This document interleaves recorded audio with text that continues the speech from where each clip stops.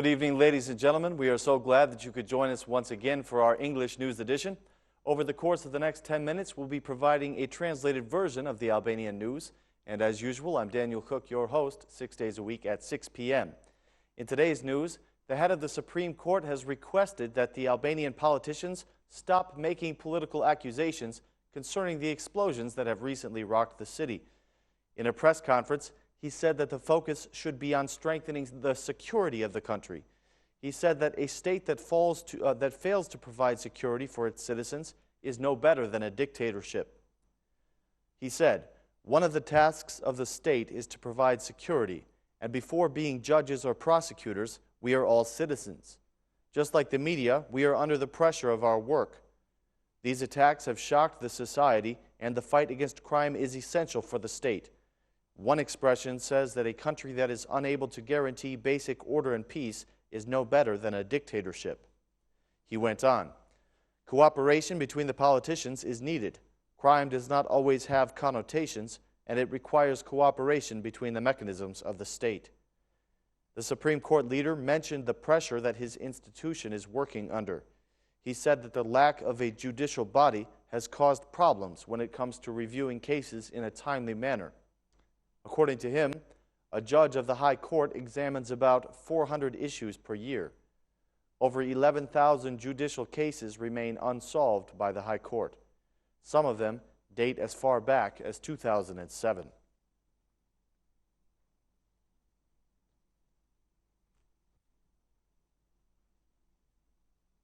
The prosecution is on the trail of a dangerous criminal group who have been responsible for multiple assassinations using explosive devices. The investigation of phone scripts has revealed that about 9 assassinations, including 3 in Shkodra and 2 in Durrës, have been committed by the people in this group. They are paid from 20 to 25,000 euro per job. The 24-year-old Kristi Pine was arrested on Sunday by the Tirana police. He has revealed some information about how the group functions and who orders the attacks. According to him, the orders come from the cells of one of the high-security prisons. The prosecutors have offered him protection if he will continue to cooperate and provide them with information. A man named Alfred Cefalia is suspected of being the person who assembles the bombs. The prosecutors are currently being very discreet when it comes to giving out information about the 9 events that have been possibly organized by this group.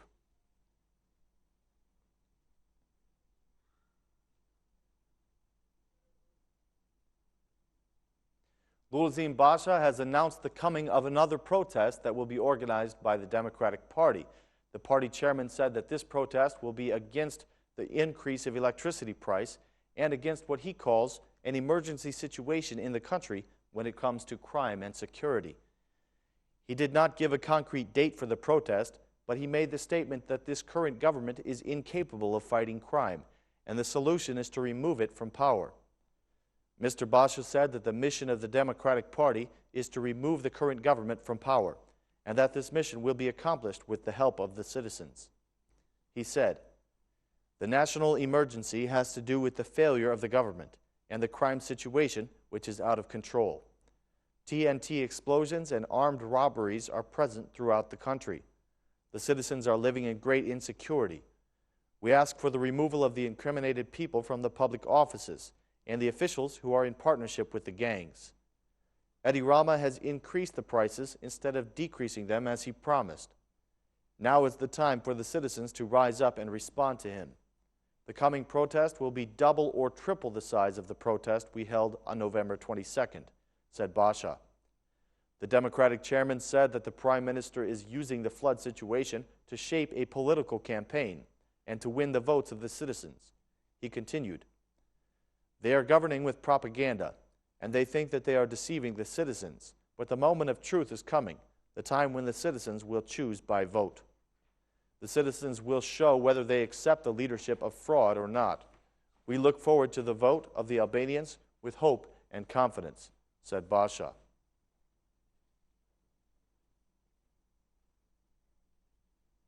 The U.S. Ambassador Donald Liu spoke today at a conference that is focused on the recovery of the agricultural sector.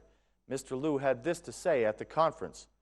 We hope that the help that is offered by U.S. aid will support the families affected by the floods. We also know the need for legal reforms to make the lending sector more transparent. We urge the government and the NGOs to focus on these important reforms. In 3 years, the USAID project AgroCapital will donate a total fund of $18.5 million. USAID has already given $4.7 million for farmers and agricultural businesses in 2014 alone. The Minister of Agriculture, Edmond Panariti, has evaluated this important project for the recovery of agriculture after the flood damage in the south of the country.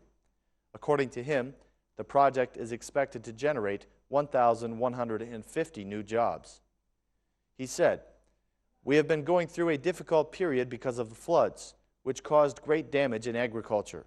I have to mention the solidarity shown by our strategic partners, the government of the U.S., the EU, different donors, and businesses. This has enabled us to successfully confront the situation and to quickly get through the period of recovery. The investments in agribusiness, which amount to $18.5 million, have been a tremendous driver for the development of the agricultural sector. What is most important is that it will also have an impact on the well-being of Albanian farming families, creating employment opportunities for them. The Albanian government has decided to pay the loans of 1,000 farming families, which amount to €1.5 million, said Panariti. USAID has given an overview of the agricultural situation in the past 5 years. They emphasize the importance of the recovery in this sector since it generates about 18% of the GDP.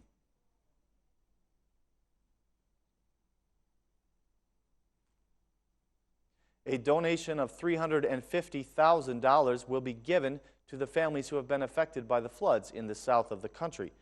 This donation is being given by the Red Crescent Society of the United Arab Emirates, which has responded to the appeal made by the Albanian Red Cross. They made this statement: "We are happy to have collaborated with the Albanian Red Cross in the first stage of coping with the urgent flood situation in the south of the country. We are ready to help in other stages as well." The Red Cross donated an amount of $700,000 to the flooded areas.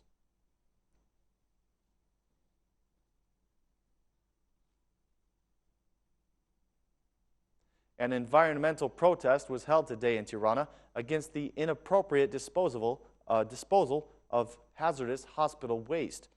The protesters demanded that the health and environmental authorities give an account for the treatment of dangerous hospital waste. They called the Ministry of Health, the Ministry of Environment, and the municipality of Tirana to react to the way that hospital waste is being disposed in residential areas and in rivers that flow into the Adriatic Sea. The hospital waste scandal was brought to light because of an investigation by Channel 1 TV.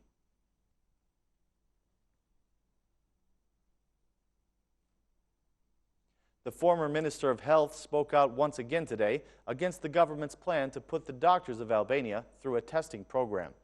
Vasili, who is currently the head of the parliamentary group for the Socialist Movement for Integration, said that the testing of the doctors is humiliating. He advised the government, especially the Minister of Health, Ilir Becaj, to withdraw from this initiative. Commenting on the content of the test, Vasili said that it is not professional and seems to have been drafted by people who have no connection to the medical field. Mr. Vasili had this to say: "I have previously expressed my objection to this unlawful plan of testing the doctors. The questions that will be on the test were made public, and I can say that they have nothing to do with the medical profession.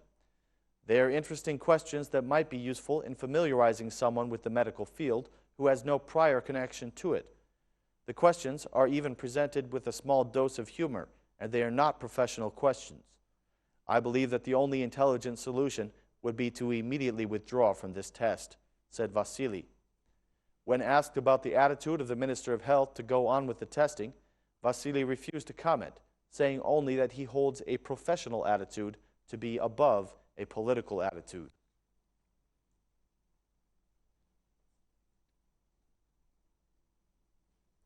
"2014 was a successful year for the National History Museum, and yet they are expressing some concerns for the coming year.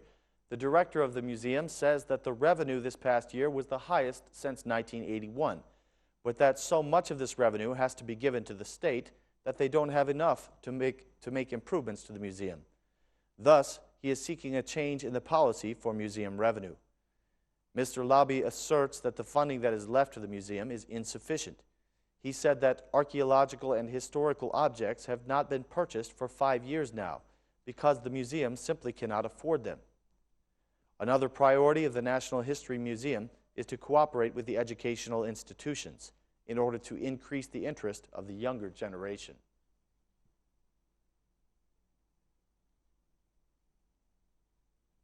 That concludes our news for this evening. Thank you very much for watching. We will be back again at the same time tomorrow with more translated news in English. Thanks, and have a wonderful evening.